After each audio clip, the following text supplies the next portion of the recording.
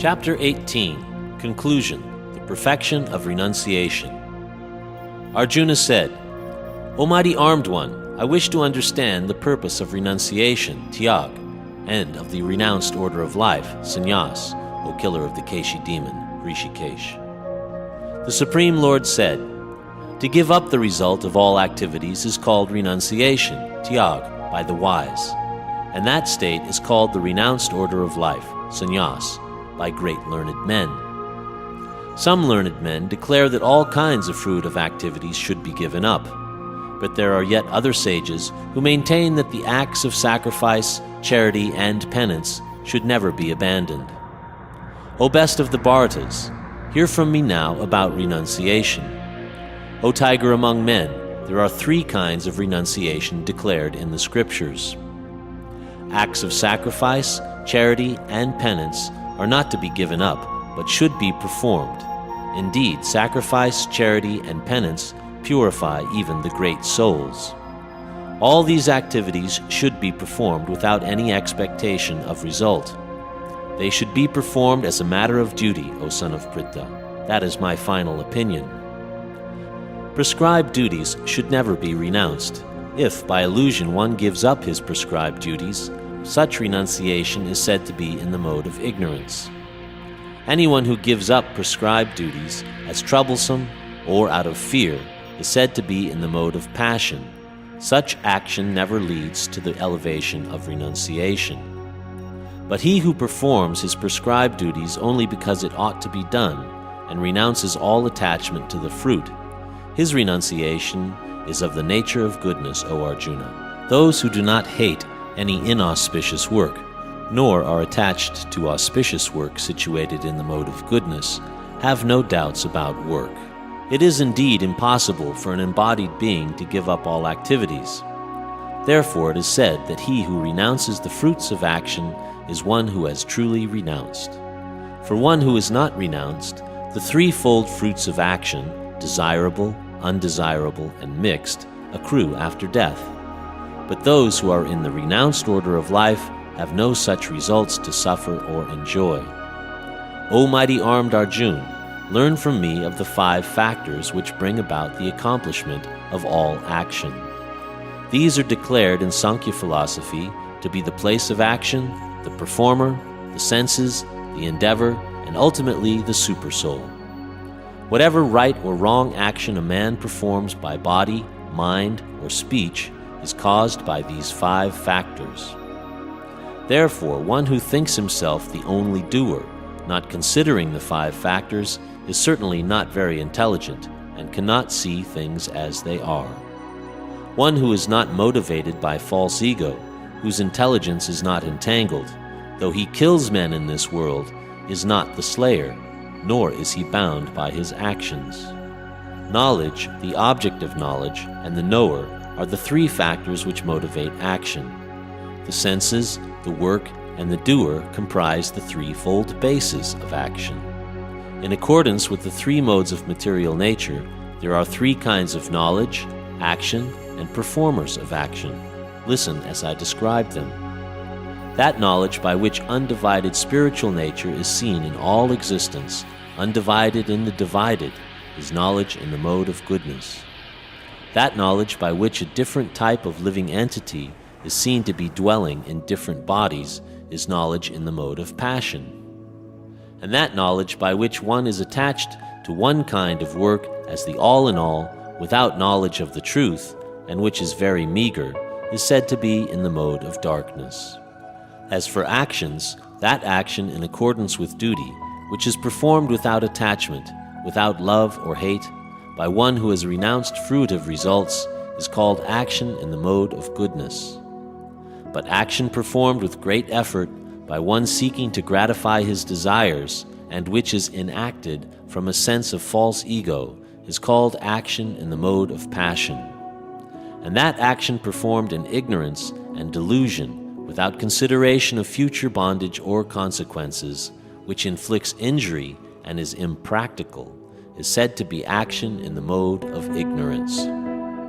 The worker who is free from all material attachments and false ego, who is enthusiastic and resolute, and who is indifferent to success or failure is a worker in the mode of goodness. But that worker who is attached to the fruits of his labor and who passionately wants to enjoy them, who is greedy, envious, and impure, and moved by happiness and distress, is a worker in the mode of passion. And that worker who is always engaged in work against the injunctions of the Scripture, who is materialistic, obstinate, cheating, and expert in insulting others, who is lazy, always morose, and procrastinating, is a worker in the mode of ignorance. Now, O winner of wealth, please listen as I tell you in detail of the 3 kinds of understanding and determination according to the 3 modes of nature. O son of Pritha, that understanding by which one knows what ought to be done and what ought not to be done, what is to be feared and what is not to be feared, what is binding and what is liberating, that understanding is established in the mode of goodness. And that understanding which cannot distinguish between religious way of life and the irreligious, between action that should be done and action that should not be done, that imperfect understanding, O son of Pritha, is in the mode of passion. That understanding which considers irreligion to be religion and religion to be irreligion, under the spell of illusion and darkness, and strives always in the wrong direction, O Partha, is in the mode of ignorance. O son of Pritha, that determination which is unbreakable, which is sustained with steadfastness by yoga practice, and thus controls the mind, life, and the acts of the senses, is in the mode of goodness. And that determination by which one holds fast to fruit of result in religion, economic development, and sense gratification is of the nature of passion, O Arjuna. And that determination which cannot go beyond dreaming, fearfulness, lamentation, moroseness, and illusion, such unintelligent determination is in the mode of darkness. O best of the Bhartas, now please hear from me about the 3 kinds of happiness which the conditioned soul enjoys, and by which he sometimes comes to the end of all distress. That which in the beginning may be just like poison, but at the end is just like nectar, and which awakens one to self-realization, is said to be happiness in the mode of goodness. That happiness which is derived from contact of the senses with their objects, and which appears like nectar at first, but poison at the end, is said to be of the nature of passion. And that happiness which is blind to self-realization, which is delusion from beginning to end, and which arises from sleep, laziness, and illusion, is said to be of the nature of ignorance. There is no being existing either here or among the demigods in the higher planetary systems which is freed from the 3 modes of material nature. Brahmanas, Kshatriyas, Vaishyas, and Shudras are distinguished by their qualities of work, O chastiser of the enemy, in accordance with the modes of nature. Peacefulness, self-control, austerity, purity, tolerance, honesty, wisdom, knowledge, and religiousness, these are the qualities by which the Brahmanas work. Heroism, power, determination, resourcefulness, courage in battle, generosity, and leadership are the qualities of the work for the Kshatriyas. Farming, cattle raising, and business are the qualities of work for the Vaishyas, and for the Shudras there is labor and service to others. By following his qualities of work, every man can become perfect. Now please hear from me how this can be done. By worship of the Lord, who is the source of all beings and who is all-pervading, man can, in the performance of his own duty, attain perfection. It is better to engage in one's own occupation, even though one may perform it imperfectly, than to accept another's occupation and perform it perfectly. Prescribed duties according to one's nature are never affected by sinful reaction. Every endeavor is covered by some sort of fault, just as fire is covered by smoke. Therefore, one should not give up the work which is born of his nature, O son of Kunti, even if such work is full of fault. One can obtain the results of renunciation simply by self-control and by becoming unattached to material things and disregarding material enjoyments. That is the highest perfectional stage of renunciation. O son of Kunti, learn from me in brief how one can attain to the supreme perfectional stage, Brahman, by acting in the way which I shall now summarize. Being purified by his intelligence and controlling the mind with determination, giving up the objects of sense gratification, being freed from attachment and hatred, one who lives in a secluded place, who eats little, and who controls the body and the tongue, and is always in trance and is detached, who is without false ego, false strength, false pride, lust, anger, and who does not accept material things. Such a person is certainly elevated to the position of self-realization.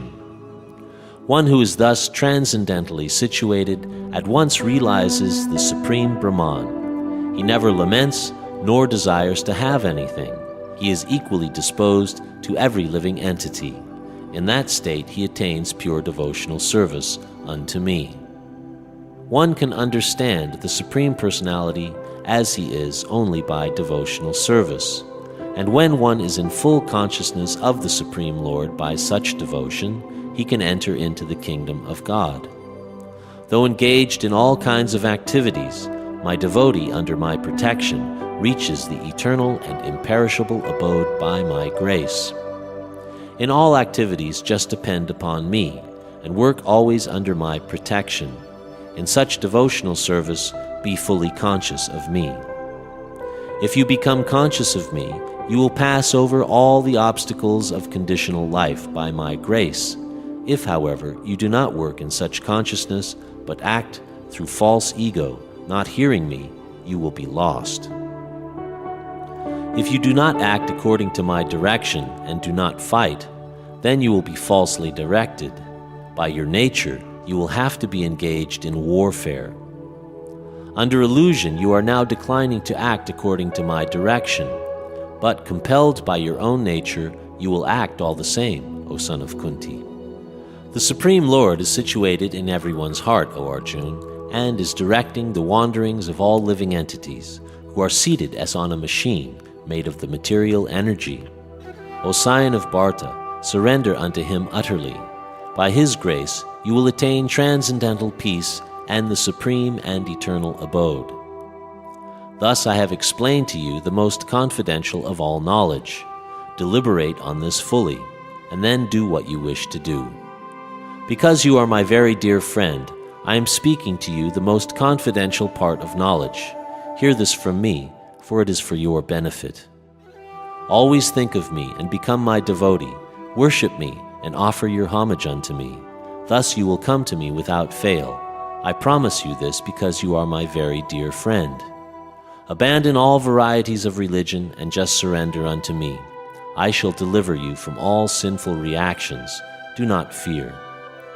This confidential knowledge may not be explained to those who are not austere or devoted or engaged in devotional service, nor to one who is envious of me. For one who explains the supreme secret to the devotees, devotional service is guaranteed, and at the end he will come back to me. There is no servant in this world more dear to me than he, nor will there ever be one more dear. And I declare that he who studies this sacred conversation worships me by his intelligence. And one who listens with faith and without envy becomes free from sinful reaction and attains to the planets where the pious dwell. O conqueror of wealth, Arjuna, have you heard this attentively with your mind? And are your illusions and ignorance now dispelled? Arjuna said, My dear Krishna, O infallible one, my illusion is now gone. I have regained my memory by your mercy, and I am now firm and free from doubt, and am prepared to act according to your instructions. Sanjaya said, Thus have I heard the conversation of two great souls, Krishna and Arjuna. And so wonderful is that message that my hair is standing on end. By the mercy of Vyas, I have heard these most confidential talks directly from the master of all mysticism, Krishna, who is speaking personally to Arjuna. O king, as I repeatedly recall this wondrous and holy dialogue between Krishna and Arjuna, I take pleasure, being thrilled at every moment. O king, when I remember the wonderful form of Krishna, I am struck with even greater wonder, and I rejoice again and again. Wherever there is Krishna, the master of all mystics, and wherever there is Arjuna, the supreme archer, there will also certainly be opulence, victory, extraordinary power, and morality. That is my opinion.